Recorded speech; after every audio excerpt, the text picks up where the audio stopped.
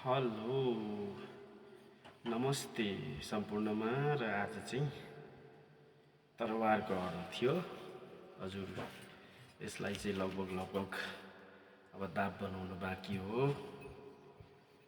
तरवार चाहिँ बनिसकेको अवस्था छ गाइस, हेर्न सक्नुहुन्छ। एकदमै राम्रो छ है, झकास छ। हजुरहरूलाई पनि मन पर्यो भने अर्डर गर्न सक्नुहुन्छ है। ल हेर्नुहोस् गाइस, तरवार यो चाहिँ 30 इन्चको तरवार हो, हेर्न सक्नुहुन्छ है गाइस। यसलाई चाहिँ बनाउनुपर्छ।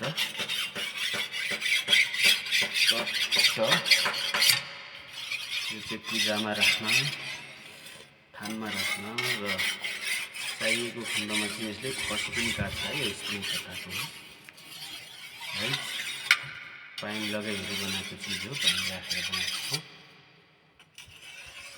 हजुरहरूलाई पनि मन पऱ्यो भने चाहिँ अर्डर गर्न सक्नुहुन्छ है।